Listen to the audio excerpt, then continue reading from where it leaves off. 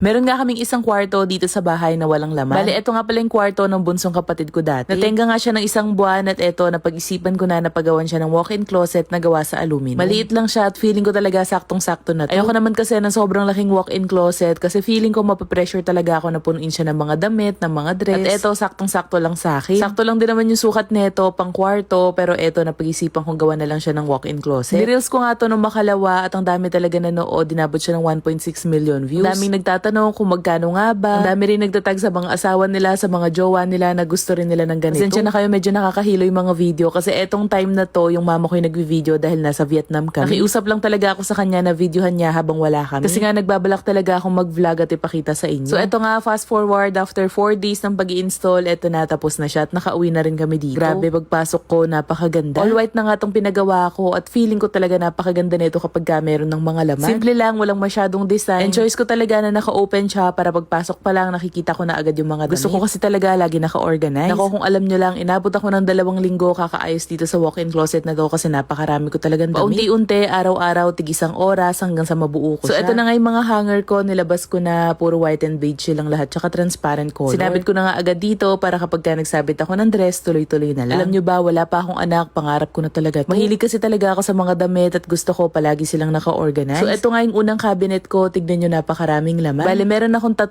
ganyang karami ng mga damit dito pa lang sa unang kwarto namin. Maliban sa 3 yon, eto meron pa dito sa isang kwarto, may mga nakalabas dito. At meron pa rin dito sa cabinet na ayan, talagang siksika na dahil wala na talaga akong mapaglagyan. Hindi ko talaga alam kung anong gagawin ko dyan kung hindi ako nagpagawa ng walk-in closet. At para sa unang araw na pag-aayos dito, eto na yung natapos ko. Mukhang konti lang yung natapos ko, pero ang dami ko kasi talagang mga tinupi dyan. Hindi ko hinakaya kasi napakainit dito, tapos alam niyo naman yung weather sa Pilipinas. Tsaka palagi talaga ako merong ginagawa, kaya pa utal-utal lang yung paglilinis ko. Bala sa first day ko, eto pa yung mga hindi ko pa natatapos. First batch pa lang yan dahil 3 batch to lahat. Ayan, mga nakahanger pa ka ng color black, papalitan ko pa yan ng color beige. Ang saya lang din dahil araw-araw talaga pinapasok ako ng Kuya Maki dito, tumutulong siya sa pag-aalis ng mga hanger. Isa pa nga to sa mga naging banding namin. Tuwang-tuwa siya kapag nakakatulong siya sa mga ginagawa ko. Hinahayaan ko na lang din siya para may sense of responsibility siya paglaki. And happy naman siya na tumutulong kay mama. Sobrang proud niya sa sarili niya. Anyway, pinagpipilian ko talaga aluminum cabinet or wood cabinet. Kaso ayun nga, sabi ko sa sarili ko, kung magkakahoy ako, hindi siya pang matagalan, unlike dito sa aluminum cabinet. Kaya ayun, after months of thinking kung ano ba talagang ipapagawa ko, dito na ako nag-end up. Siya nga pala, day 3 ko na ng pag-aayos dito ngayon at ayun yung mga nagawa ko at mga naisabit na dresses. Ako, ang dami pa sa baba, hindi ko na ipakita. And finally, after 2 weeks, eto na siya. May vanity mirror din yan, tapos ng mga shelves. Yung isang buong wall dito sa right side, talagang pinagawa ko siyang hanging cabinet lahat para sa mga dress. Gitna naman, paglalagyan ko ng maraming bags. Tapos dito sa gilid, yung mga nakatuping damit. Grabe, habang tinitignan ko, sobrang saya ko talaga dahil finally, nandito na yung pinapangarap ko mula dati pa. And siya nga pala sa mga nagtatanong kung magkano nga ba yung pinagawa ko dito, nasa 42,000 pesos siya. Buong package na yun. And feeling ko naman sobrang sulit niya na kasi pang matagalan ng gamit to, tapos wala talaga kaming hassle, sila na lahat nag-asikaso. Naka-4 na balik din sila dito, isang pagsusukat, tapos 3 pautal-utal na pag-i-install. Ano pang hinihintay nyo? Yung mga asawa nyo, itag nyo na sa comment section, malay nyo naman pagawan din kayo. Sobrang happy ko talaga. Thank you Lord sa lahat ng blessings.